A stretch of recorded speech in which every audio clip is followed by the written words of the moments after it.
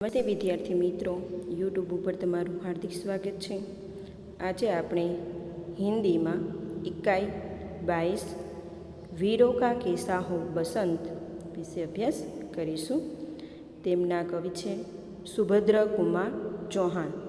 જન્મ सन 1904, निधन 1939। सुभद्र कुमार चौहान का जन्म प्रयाग में ठाकुर रामनाथ के घर में हुआ था। कास्ट वेस्ट गर्ल्स कॉलेज में अपने शिक्षा प्राप्त की। आपका विवाह खंडवा निवासी ला लक्ष्मण सिंह चौहान के साथ संपन्न हुआ। सुभद्रा कुमारी चौहान ने कांग्रेस के असहयोग आंदोलन में भाग लेने के लिए अपना अध्ययन छोड़ दिया और पति को भी देश सेवा में भाग लेने के लिए प्रेरित कर रही थी। सन 1947 की 15 फरवरी को जबलपुर समीप एक मोटर दुर्घटना में उनका देहांत हो गया था। सुभद्रा कुमारी चौहान न केवल स्वतंत्र सेना रही, वरना उन्होंने साहित्य सृजन की विपुल मात्रा में हुई थी। मृकुल व त्रिधारा इसके काव्य संग्रह है। बिखरी मोती, उन्मादी, सीधे साधे चित्र कहानी संग्रह है। बिखरे मोती नामक पुस्तक पर इन्होंने शक्सेरिया पुरस्कार प्राप्त किया गया था। सुभद्रा कुमारी चौहान की भाषा शैली सरल और सुबोध थी। तो ये था सुभद्रा कुमारी चौहान का परिचय। अब ये काव्य में क्या कहना चाहते हैं, तो प्रस्तुत कविता वीरों की शूरवीरता को प्रोत्साहित करते हुए उत्तम काव्य रचना है। पूर्व पश्चिम उत्तर दक्षिण चारों दिशाएं पुकार रही है। पर्वत, हल्दी घाटी, सिंह गढ़ भी तैनाती हो गए हैं और वीरों का कैसा हो वसंत कहकर कवियत्री ने सूरवीर को उत्साह बढ़ाया गया है। और ये काव्य है, हम हिंदी और गुजराती में दोनों में अभ्यास करेंगे। तो वसंत का कैसा हो, वीरों का कैसा हो वसंत, ये पद्य है। तो वसंत ऋतु अपने प्राकृतिक सौंदर्य के लिए प्रसिद्ध है। प्रकृति के हर रूप इस ऋतु में निखर उठता है, परंतु वीरों की प्रकृति इस सौंदर्य में रुचि नहीं होती। उन्हें तो उन शत्रुओं से लड़ने और उन्हें परास्त करने की रुचि होती है जो अनीति और अन्याय की सेवा कुछ नहीं जानते। उन्हें बाग बगीचे नहीं बल्कि वे स्थान पसंद होते हैं जहाँ शौर्य और पराक्रम के फूल खिलते हैं। प्रस्तुत कविता में कवियत्री ने यही बताया है कि वीरों का वसंत कैसा होना चाहिए। तो ये पद्य है, इसमें वीरों का कैसा हो वसंत, इसके बारे में अब हम अभ्यास करेंगे। तो शुरुआत करते हैं। वीरों का कैसा हो वसंत, आ रही हिमाचल से पुकार है उद्धि गरजता बार बार, प्राची पश्चिम भू नभ अपार, सब पूछ रहे हैं दिग दिगत वीरों का कैसा हो वसंत। तो हिमालय, पर्वत, गरजता हुआ सागर, पूर्व पश्चिम आदि सब दिशाएं एक ही प्रश्न पूछ रहे हैं इसको कि वीरों का वसंत कैसा होना चाहिए। तो हिमालय पुकार कर पूछ रहा है कि हिमालय है वह पुकार कर पूछ रहा है। सागर भी गरज गरज कर बार बार कह रहा है कि पूर्व पश्चिम पृथ्वी आकाश सब यही पूछ रहे हैं कि वीरों का वसंत कैसा होना चाहिए। अब गुजराती में हिमालय पोकार કરીને અને સાગરને ગરજી ગરજીને વારંવાર પૂછી રહ્યો છે કે પૂર્વ પશ્ચિમ પૃથ્વી આકાશ બધા પૂછી રહ્યા છે કે વીરોની વસંત કેવી હોવી જોઈએ। फूली सरसों ने दिया रंग, मधु लेकर आ पहुँचा अनंग, बधु वसुधा पुलंकित अंग अंग, हे वीरों हे वीर वेश में किंतु कंत, वीरों का कैसा हो वसंत। तो प्रकृति का आकर्षक रूप, कि ये पंक्ति है इसमें प्रकृति का आकर्षक रूप। वसंत ऋतु के सरसों फूली है, कामदेव भी अपने मंदिरा लेकर आ पहुँचा है, पृथ्वी भी प्रसन्न है, किंतु वीर पुरुष એટલે કે वीर पुरुष मतलब कि नायक को इस रुचि है, वह तो यह दिखाना चाहता है कि वीरों का वसंत कैसा होना चाहिए। कि सरसों में फूल आ रहे हैं, कि सरसों है उसमें फूल आ रहे हैं, उसमें वातावरण को पीला रंग मिल गया है, कि उसमें वातावरण है वहाँ पीला रंग मिल गया है। कामदेव अपनी मंदिरा लेकर आ पहुँचा है। पृथ्वी भी नववधु जैसी सजकर प्रसन्न हो रही है, परंतु नायक मतलब कि वीर पुरुष को इससे दिलचस्पी नहीं है। वह वीर वेश धारण कर यह बताना चाहता है कि वसंत कैसा होना चाहिए। कि સરસવ પર ફૂલ આવી ગયા છે। સરસવ એટલે કે રાઈના જે હોય રાઈનું ઝાડ એને સરસવ કહેવાય છે। સરસવ પર ફૂલ આવી ગયા છે, તેનાથી વાતાવરણ પીળું થઈ ગયું છે। કામદેવ પોતાની મંદિરા લઈને આવી પહોંચ્યા છે। પૃથ્વી પણ નવવધુ જેવી સજીને પ્રસન્ન થઈ રહી છે, પરંતુ નાયક વીર પુરુષને આમાં રુચિ રહી નથી। તે વીર વેશ ધારણ કરીને બતાવવા ઈચ્છે છે કે વીરોની વસંત કેવી હોવી જોઈએ। भर रही कोकिला इधर तान, मारू बाजे पर उधर गान, है रंग और रण का विधान, मिलने आए हैं आदि अंत, वीरों का कैसा हो वसंत। कि आदि अंत का मिलन। इधर कोयल कूक कर रही है, उधर युद्ध के बाजे बज रहे हैं। एक और रंग है तो दूसरी ओर रण है।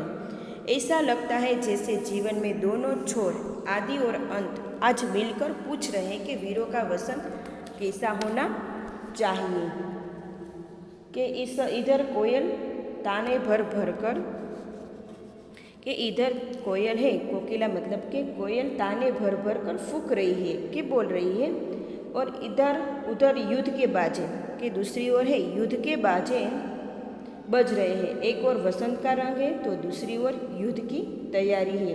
ऐसा लगता है जैसे आदि और अंत के रूप में जीवन के दो पहलू मिल आए हैं और पूछ रहे हैं कि वीरों का वसंत कैसा होना चाहिए। गुजराती में आ बाजू कोयल के आ बाजू छे ए कोयल शांति कुह कुह करी रही छे, पेली बीजी बाजू युद्धना वाजा वागी रह्या छे। एक बाजू वसंत ऋतुनो रंग छे अने बीजी बाजू युद्धनी तैयारी थई रही छे। एम लागे छे कि आदि अने अंतना स्वरूपमां जीवनमां बे छेड़ा मळवा आव्या छे अने पूछी रह्या छे कि वीरोनुं वसंत केवी होवी जोईए।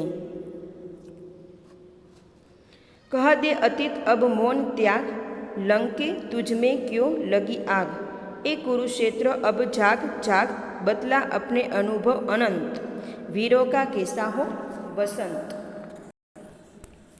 अतीत ने प्रश्नना उत्तर देवा माटे एने पूछी रहे छे कि लंका और